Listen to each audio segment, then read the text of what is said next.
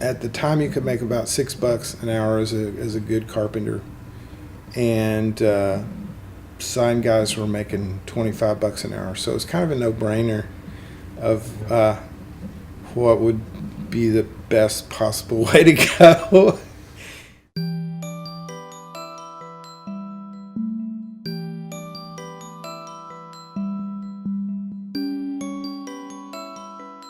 A lot of your sign painters are just hippies that, I don't mean to like be mean-spirited about this or anything, but they were just hippies and they were trying to figure out a way to like make money and not really have to work.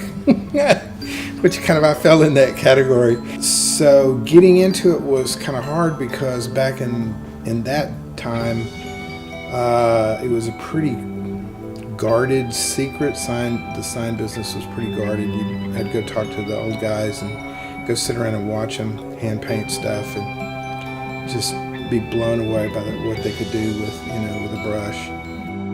They wouldn't tell you what they were doing. You'd ask them, how'd you do that?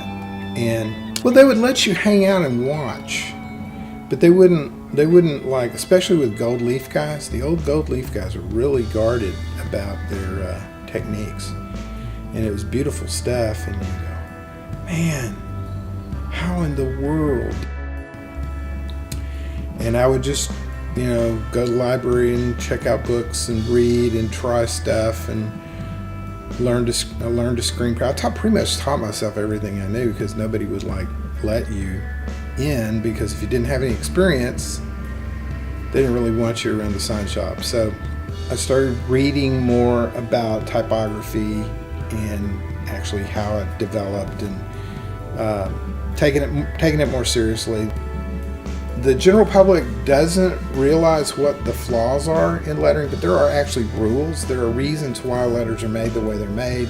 There are reasons why the thin stroke goes on a certain side of the letter if you're doing it thick and thin.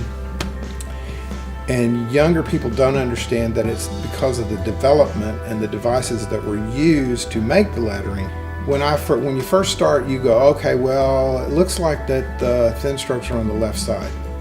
And so you put all your thin strokes on the left side and your letters look goofy. And it's because in the development of lettering, they were using quill pens, and there was a thin side to the pen and a thick side to the pen. And so your thin is always the upstroke or the cross stroke. And if you don't know that, and you think it's mathematical, and you figure out the spacing between your letters by math instead of by how it looks when you're through, there's all kind of mistakes that people who are doing art and doing some lettering on the side make that they don't know they're making.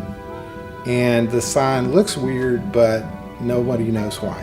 The general public doesn't know why. The people who are doing it don't know why. Okay, making the transition into art has a lot to do with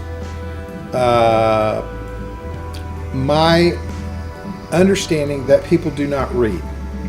Early signage was pictures. In England, all of the pub signs were, maybe they had the name of the pub on there, but they always had a picture of the elephant and the goose, or the, whatever the weird name of the pub was. It was like a visual thing, or a picture of beer, or a shoe. And that was because people were illiterate. But if you saw a picture of the shoe, then that's where we go get the heels put on our boots. I believe that people still don't read signs, and so I'll have customers come and say, well, I want this list, the 15 things we're trying to sell. And I'm like, well, nobody's going to read that. What you need to do is you need a visual representation that they're going to remember, something that's going to make people do a double take. It doesn't always have to be pretty, okay? But it does have to be compelling.